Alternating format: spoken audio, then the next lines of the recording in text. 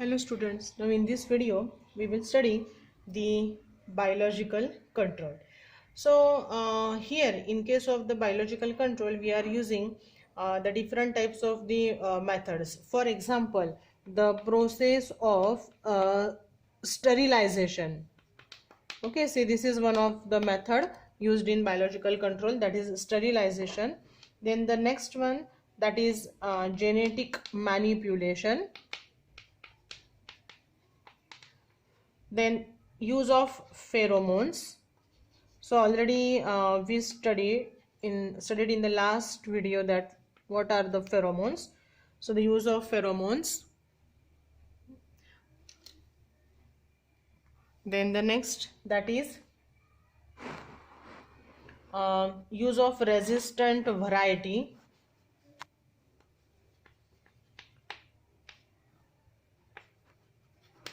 Use of resistant varieties of different crop plants. Okay, so all these are the different types of the methods we used in the biological control. So here sterilization, genetic manipulation, use of pheromones, use of resistant variety of the crop plant. So these are the different methods we used in biological control. Okay, so here in case of the biological control, we study all these different types, and in addition to that, the natural control is also there. Means the different types of pathogen, parasites, as well as the different types of the predators. We also use them in the biological control. So there are certain advantages of biological control. So which are those advantages? Okay, so we study the advantages of biological control. So the first advantage is that there is no toxic effect on the environment. So this is the main point, that we are not disturbing the environment, and since there is no toxic effect on the environment, then the pests do not shows the or development it do not develop the resistant. Okay, the pests do not show no development of resistance, because sometimes what happens, see, the pests, they develop resistance to that particular type of the whatever we are using the chemicals, and due to that the pest become stronger and stronger against that particular pesticide. Suppose we are using DDT, but there are many insects nowadays. We came to know that the insects, they produces the resistant to DDT. Means we are using the higher concentration of DDT, still the insects, they are not show any response. Okay, means they remain alive. For example, the mosquito shows the resistant to the DDT. Means if we are using DDT, there is no effect on the mosquito. That is known as the insects, they develop resistance. But here when we are using the biological control, there is no question arises of developing the resistance in case of the pest. Then the third one is there no residue of poison. Okay, because see, when we are using the different types of the pesticides or insecticides, the residues, they are present, and the residues, they are act as a poison, and they get mixed with the soil and water. So here in case of biological control, there is a no problem arises about the residues of the poison. Then the fourth one, the no build-up of toxin in the food chain. See, this is the important one. No build-up of toxin in food chain, because we know that in case of food chain, what happened, the producers are there, means plants are there, the herbivorous animals are there, carnivorous animals are there. So slowly and slowly the percentage of the toxic material increases. If we are spraying here, for example, 1% DDT, okay, these herbivorous animals, they feed large quantity of herbs, and the concentration here increases in the body of herbivorous animal. Again, the carnivorous animal, they feeds on the number of herbivorous animals. So here again the concentration of the DDT increases. So slowly and slowly the toxin which is built up in the food chain of that particular insecticide or pesticide. But here there is a no problem of arising the build-up of the toxin in the food chain. So this is the one advantage. Then no killing of the pollinators. So pollinators means what? The insects which are helpful for the process of pollination. Pollination means see, in botany you already studied that the process of pollination ज्याला आपण परागीभवनाची प्रक्रिया म्हणतो. So the butterflies, honeybees, these are the, or there are many other insects are also there, wasps are there. So they visit one flower, and again after some time they visit the second flower, third flower, fourth flower. Like this way they just visited to many thousands of the flowers in a one day. For example, honeybees. So these honeybees or the butterflies, they are helpful and we call them as the pollinators. So there is when we are using in the biological control, particularly the pollinators remain safe. Okay, because the pollinators, they are not dying, since it is good for the pollinators also. Then for the next one, successful biological control program, which is the one where we are not repeated any application of chemical. Okay, so the chemical application is not required, and the biological control which is self-adjusting and does not require the careful timing and the organization. So it is the self-adjusting. So self-adjusting means what?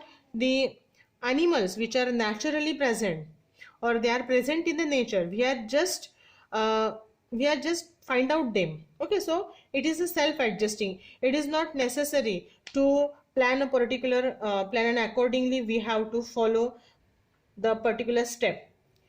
Okay, so here the biological control which is the self-adjusting one. So all these are the advantage of the biological control. Okay, like there are advantages, in the same way the disadvantages of biological control are also there. Because in case of biological control, we are introducing the artificially, we are introducing their natural enemies. For example, we are using the different types of the parasites, we are using different types of the predators, as well as we are using the different types of the pathogens. Okay, naturally everybody, predators, parasites, pathogens, everybody is present in the nature. Okay, but we are artificially introduced all these animals. Sometimes they are act as a parasite, sometimes they are act as a predator, while sometimes they are act as the pathogens. So when we have forcefully introduced them in the nature, the number of parasites or predators or pathogen increases, and due to that there is a total eradication of the pest occur, or there is a separation of the insect pest is there, because we are use all these things for controlling the pest. But already we discussed that though we call those insect as a pest, but why we call them as a pest? Because these pest or these insect particularly feeds on the agricultural crops, the agricultural crops in which human being is also interested.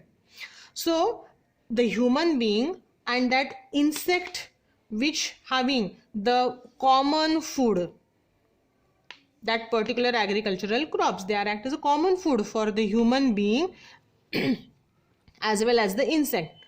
And since we called them as a pest, actually they are not a pest, they have their own role in the nature, they are equally important like the human beings. And if the pest is not there, or that particular insect is not there, there is a imbalance of the food chain. Because when the pest population decreases due to the artificial introduction of parasite, predator or pathogen, whatever it is, when the decrease in the population of the pest or total eradication of the pest takes place, actually it is very harmful, and it just causes the imbalance. And since the introduction of the parasites predator and pathogen in the nature, forcefully introduction of all those things, which is not good. So this is it is actually a disadvantage. See, this is a very lengthy process, and initially the cost which is involved in the biological control, actually it is very expensive. Okay, though it is the effective one, it is expensive one. So it is a time consuming process also. Then it is soil dependence, therefore liable to crop loss for the quite some time. Then during the epidemic, when the outbreak of pest occurs, the time lag between the release of natural enemies and its effect on the suppressing the pest population, during that particular period the loss of crop or heavy loss of crop takes place. As it takes some time when we are introducing the parasite, predator, or whatever it is. So after the introduction of those artificial introduction of these animals, they attacked on the pest, and when there is a heavy infestation, this method of biological control is completely failed.